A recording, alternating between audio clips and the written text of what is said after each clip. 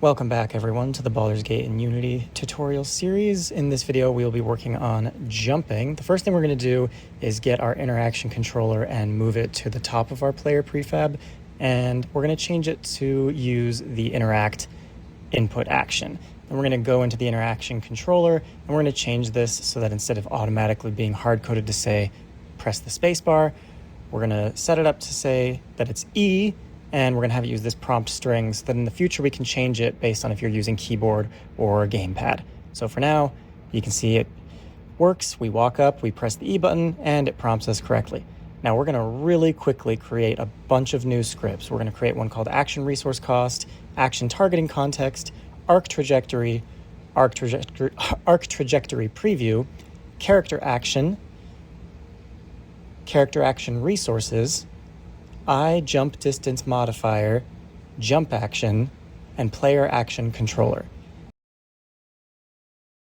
Now, I've brought you here under somewhat false pretenses. We are not just going to be going over how to jump in this video. Jumping sounds like it should be a pretty straightforward thing to implement, and normally it is. You know, you press a button, you move your character through the air, they land somewhere else. But because we're trying to recreate mechanics from Baldur's Gate 3 specifically, jumping isn't just like a movement input, it's a full action.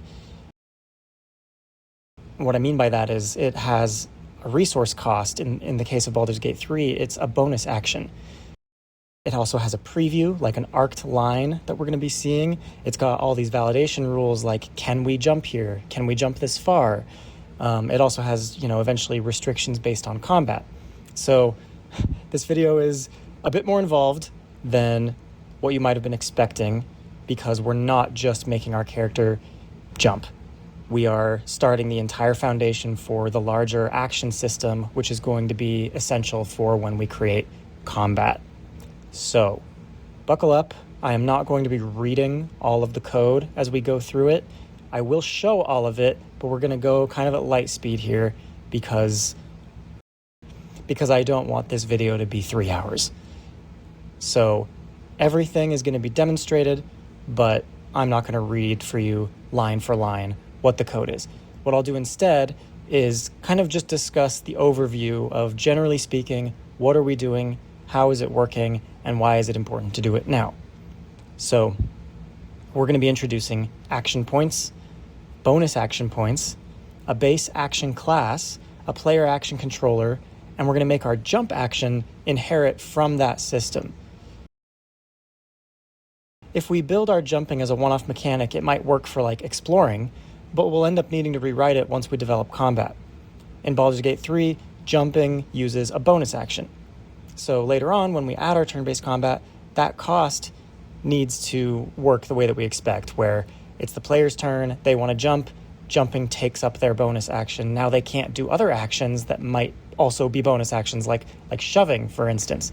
And in the same breath, we want things like shoving to later on use this same system. So once we create the behavior for a shove, it just automatically can be all synced up with our bonus action system, and so on and so forth for anything that would cost a bonus action. So instead of doing what you might normally do in a lot of games and create a jump method directly on like your movement script, we're going to be treating jump as our first real example of a character action. So first we need a way to represent those action costs. So for that we create the action resource cost struct. This stores how many action points and bonus action points and ability costs. Right now this is just very simple. We have regular action points and bonus action points. A normal attack might cost 1 action point.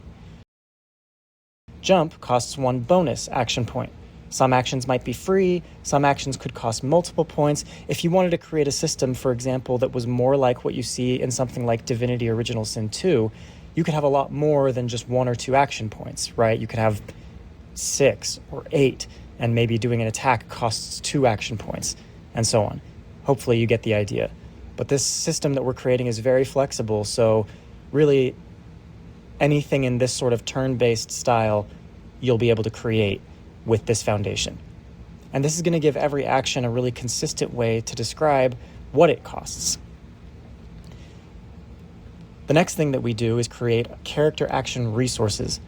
This is a component that we're actually going to put on the player prefab, and its job is to track how many action points and bonus action points the character actually has available right now.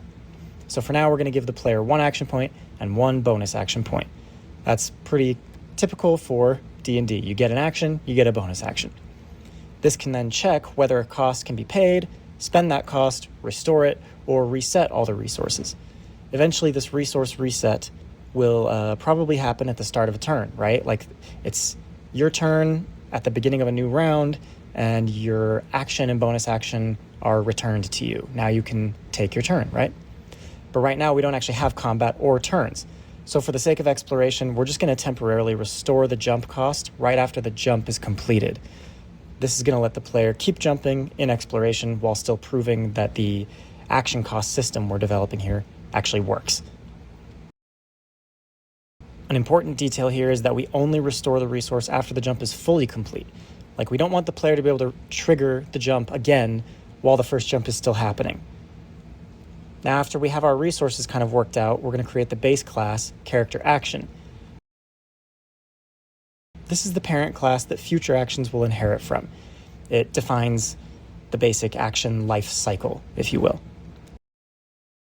An action can check whether it can begin, then it can begin targeting, then it can update its targeting every frame, and it can confirm, it can cancel, and it can end. So imagine you press the button to say, like, I want to jump.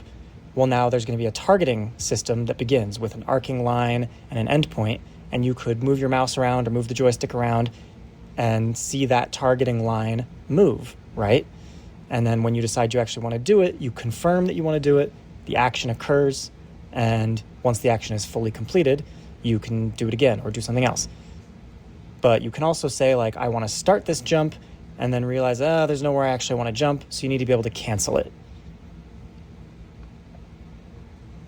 And this same logic is going to be useful for basically everything in this style of game, right? I could choose an attack, and that attack might be ranged.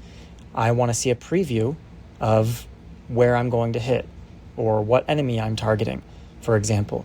And then we need to decide whether that target is valid, and if it is, then we confirm it. And then only after we've officially confirmed it do we spend the action point or the bonus action point. So even though you don't think normally of jumping as like targeting something, it really follows that exact same pattern. We select the jump action, we aim somewhere at the ground, we preview the arc line, we check if that destination is valid, then we hit confirm and actually perform the jump. So to support this, we also create we also create action targeting context. This is just a small little container that holds the current targeting information. It stores the actor, in this case the player, the camera, the pointer screen position, whether our raycast hits something, and the hit point in the world. This keeps the targeting data nice and reusable. Jump is going to use it here, but future ranged attacks, spells, thrown objects, any of these things could use that same concept. Then we're also going to create the player action controller. This is a component which is going to manage the currently selected action. So whether we're jumping, whether we're attacking, it's going to handle all of that. It's going to know which action is active, update the targeting, confirm, or cancel. So for now, the only thing it's going to know about is the jump action, but we're establishing the pattern now for future actions. So again, that's why this video is very dense, because everything we're doing is setting the foundation for everything else we're going to do in this game. Now when we press the jump input, the controller is what selects the jump action.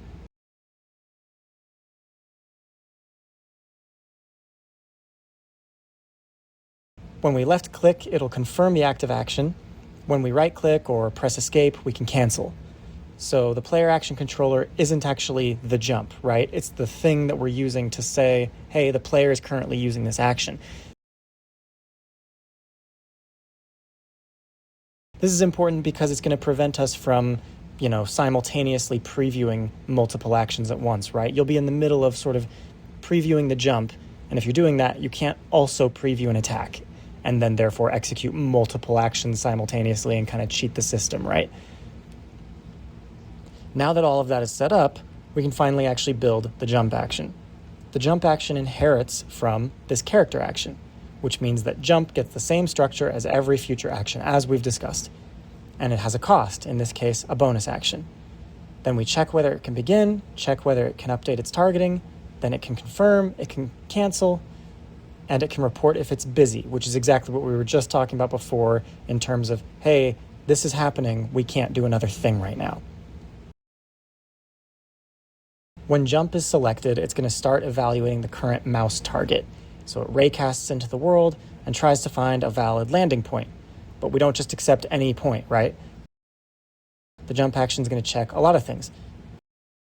Have we hit a surface in the first place? Are we hitting anything? And if we are, is it something that's within range? Can we actually jump this far? Is the surface too steep of an angle? Is the angle too sharp that we shouldn't be able to jump onto it? So if we aim this at a wall, we don't want to be able to jump just halfway up a wall and be floating there, right? And then is there enough room for the character's body at the place where we're going to land? This is a really cool one where we're going to basically tell it the dimensions of the character performing the jump and say, hey, this spot, there's not enough room for the character to end here. So even if it might otherwise be valid, we're going to say, no, don't perform that jump.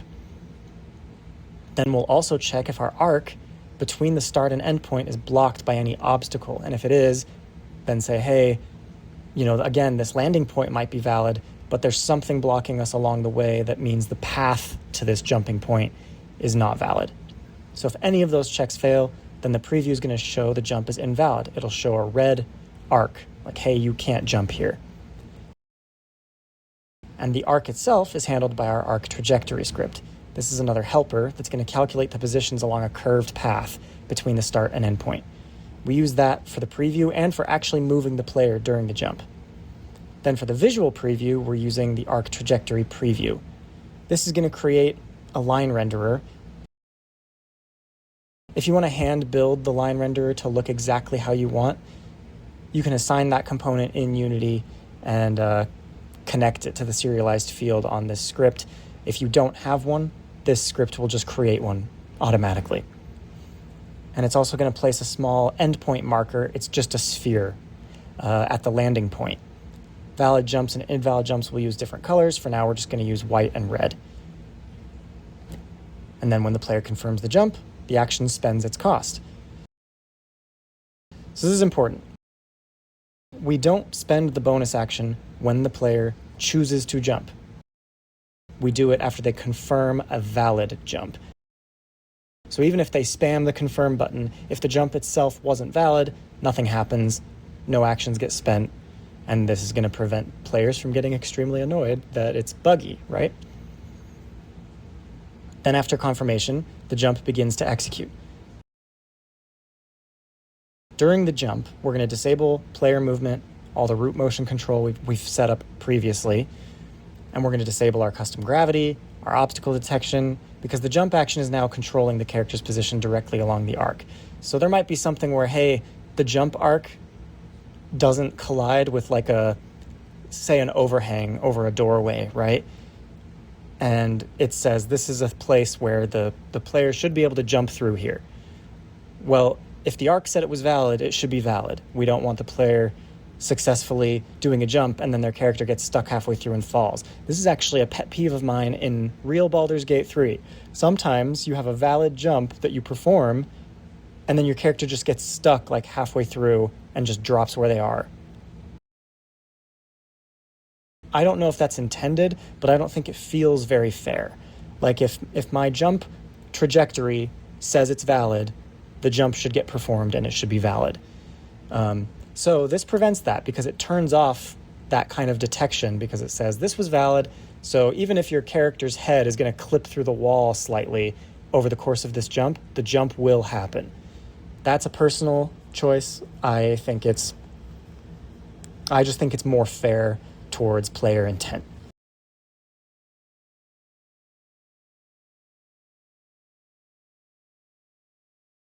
So the player moves from the start position to the landing position over a short time. I'm just setting it to a little over half a second.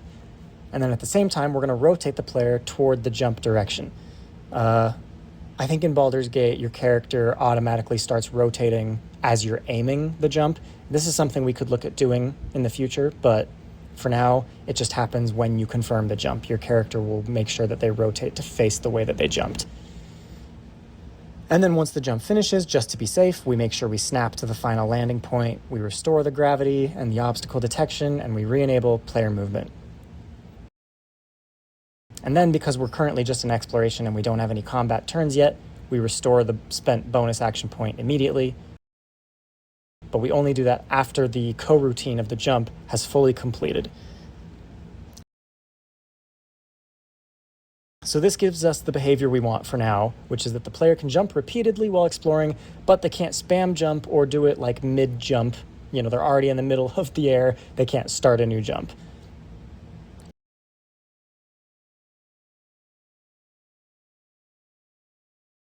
Later when we add combat, you know, we're not going to restore the bonus action immediately after it ends, right?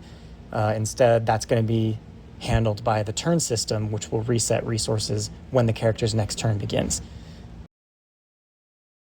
So again, hopefully it's clear why this framework is so important and why we're kind of bundling it in with the jump tutorial. Because really, jumping is the icing on the cake at the end of this video where you get sort of proof that everything we just did actually does something.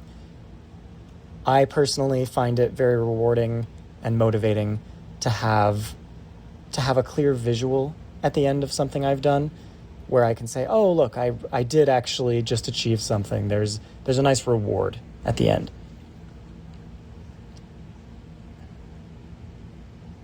So by the end of this, we have a way to define action costs, a component that tracks our available resources, and by resources I'm talking about action points, bonus action points. We have a base class for actions. We have a controller that selects and confirms actions. We have reusable targeting context, which is pretty cool. And we have one concrete action which tests all of this stuff, jumping. This same structure can now grow into the rest of the game. Dash could be an action, shove could be an action, attacking could be an action, spell casting could be an action, throwing an object could be an action, interacting with objects could eventually be actions. And when I say action, I do mean like action or bonus action or anything like that.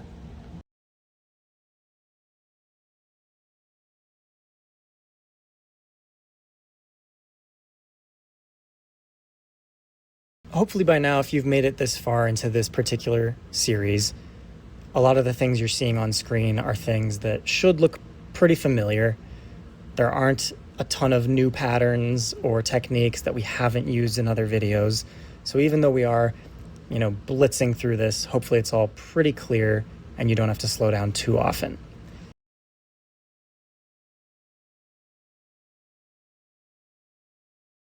Now we've set up this whole framework so that we can eventually get our turn-based combat fully working.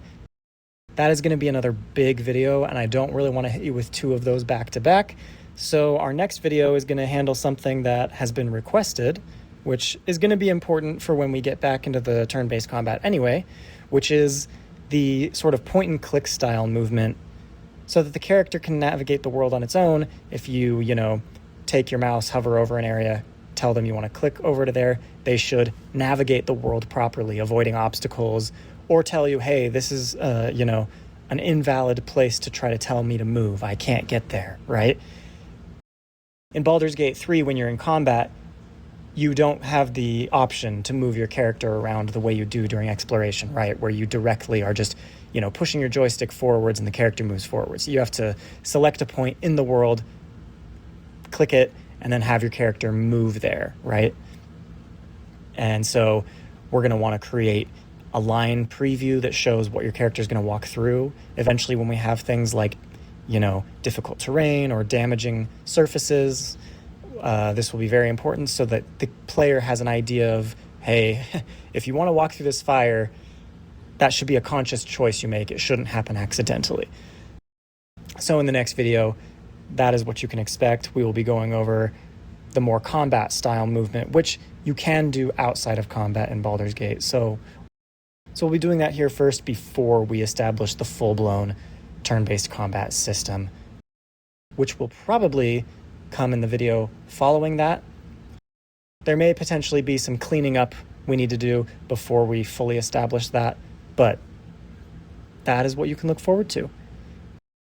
If you find yourself overwhelmed by the code, or you're just finding it tedious, I would encourage you to subscribe on Patreon, where subscribers get access to all of the code for all of these videos. For some of the even higher tiers, you get full project access to this stuff. So if you're ever lost, you can see exactly how I've got it all set up and learn from that if you find yourself stuck. Now let's jump back into the editor now that we've finished all of this, and we're going to add these 4 scripts to our player, and we're going to connect up all of these various things. We're going to rename the action to jump, and you can see here it costs 1 bonus action. Pretty cool. Now if we jump into play mode, we see it's bugging out like crazy because of a bug, an actual bug. All right, let's go into the script here and see what we find. Okay, the problem is immediately obvious. This should say if active action is null, not is not null. And with that corrected, we should now see that it works as we expect. And there you go. The line automatically follows the mouse around. If I try to click when it's red, it doesn't work. If I click while it's white, it does. And we jump, we rotate the way we're supposed to, and just for fun, we'll climb back down this ladder and then jump back up to the top. Walk over here, and you can see the ladder actually, when it blocks the arc, it's turning red, saying, hey, you can't jump through that. So that's pretty cool. Nice little proof of concept with that. And we also have the ability to cancel it. So I'm seeing the preview here, and then I can right click or hit escape and end it and just keep moving around. I didn't want to jump after all. Very cool. Thank you to all of those who do subscribe to both the YouTube channel and to my Patreon. It really means a lot, and it's the only reason I'm able to justify continuing these videos, which are free and which shall always remain free. Thanks so much for all of your support, and I will see you in the next one.